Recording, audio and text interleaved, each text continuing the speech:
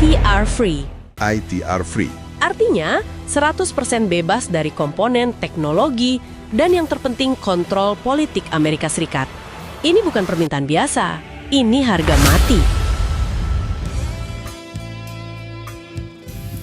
Biasakan menyimak berita dengan selalu ingat kepada Sang Pencipta agar bisa jernih dalam menyikapi informasi yang kita terima.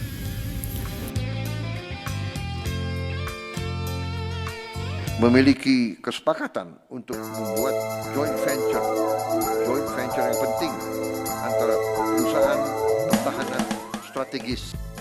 Menandatangani sebuah kesepakatan senilai 251 triliun rupiah. Angka yang luar biasa besar ya. Besar banget.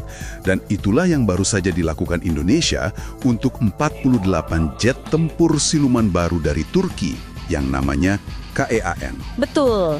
Oke, mari kita bongkar ini. Dari sumber-sumber yang kita kumpulkan, ini jelas bukan sekedar belanja alutsista biasa. Ini sebuah pertaruhan. Pertaruhan besar, lebih tepatnya, demi kemandirian strategis. Nah, misi kita hari ini, kita mau cari tahu kenapa Indonesia memilih jet yang bisa dibilang masih prototipe. Dan ada satu syarat mutlak dari Jakarta yang mengubah segalanya. Satu syarat kunci? Pertanyaan pertama deh yang muncul di benak saya. Biasanya negara kan pilih yang sudah teruji atau yang paling canggih kayak F-35 gitu. KEAN ini kan bukan keduanya. Tepat sekali. Jadi pasti ada alasan lain yang lebih fundamental. Sesuatu yang non-teknis. Tepat sekali. Kunci untuk memahami seluruh kesepakatan ini sebenarnya cuma satu frasa, ITR free. ITR free. Artinya, 100% bebas dari komponen, teknologi, dan yang terpenting kontrol politik Amerika Serikat. Ini bukan permintaan biasa, ini harga mati. Di situ intinya. Kenapa sih syarat itu bisa sampai jadi harga mati? Ini akarnya dari bisa dibilang trauma institusional yang mendalam. Trauma? Coba kita ingat lagi akhir tahun 90-an. Waktu itu kan Indonesia kena embargo senjata dari AS. Oh iya, yang kasus F-16 itu ya? Betul. Akibatnya, seluruh armada F-16 kita yang waktu itu paling canggih di kawasan, lumpuh total. Lumpuh total. Bayangkan saja, Anda punya mobil balap F1, tapi tiba-tiba pabriknya melarang Anda beli suku cadang, jadi pajangan mahal saja di garasi kan? Nah, TNI AU nggak akan pernah lupa soal itu. Middle powers. Negara yang bukan adidaya, tapi punya pengaruh dan nggak mau didikte. Turki dan Indonesia punya kepentingan yang sama di sini. Paham. Tapi prinsip ini pasti ada ongkos teknisnya kan? Apa sih komponen yang paling susah dibuat tanpa campur tangan Amerika? Pasti ada satu bagian yang jadi pertaruhan terbesarnya. Tepat. Mesinnya. Disinilah letak pertaruhan yang sesungguhnya. Mesin jetnya. Betul. Prototipe KEAN yang sekarang terbang itu masih pakai mesin F110 buatan General Electric dari AS. Wah. Tentu ini nggak bisa diterima untuk versi produksi Indonesia. Washington bisa mematikan jet itu kapanpun mereka mau dengan memutus pasokan mesin. Tunggu. Jadi, mesin penggantinya bahkan belum ada. Ini kayak beli mobil super canggih, tapi dealnya bergantung pada penemuan bahan bakar baru di masa depan dong. Analogi yang bagus sekali. Persis seperti itu. Risikonya luar biasa besar. Jadi solusinya gimana? Solusinya sangat beresiko. Seluruh kontrak ini bergantung penuh pada keberhasilan Turki mengembangkan mesin jet siluman mereka sendiri, namanya TF-3500. TF-3500? Yes. Mesin ini benar-benar baru, belum ada wujudnya.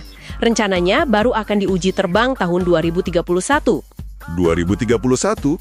Masih lama sekali. Nah, artinya kan, pengiriman jet pertama ke Indonesia di tahun 2035 itu sepenuhnya bergantung pada sukses atau tidaknya proyek mesin ini. Keterlambatan sedikit saja bisa bikin jet ini ketinggalan zaman sebelum sempat terbang. Tapi bagi Jakarta, risiko ini sepadan demi otonomi total. Oke. Gila juga pertaruhannya. Tapi kalau, katakanlah, pertaruhan mesin ini berhasil, apa imbalan yang didapat Indonesia? Apa yang bikin KAEN ini begitu spesial? Imbalannya besar. Pertama, kapabilitas siluman sejati. KAEN ini punya internal weapon bay. Ruang senjata internal ya? Betul. Artinya dia bisa bawa 8 rudal di dalam badan pesawat jadi nggak kelihatan di radar musuh. Beda sama jet lain yang rudalnya digantung di sayap seolah-olah teriak, "Aku di sini," ke radar lawan. Oke, jadi bisa menyerang diam-diam. Terus apa lagi? Sensornya.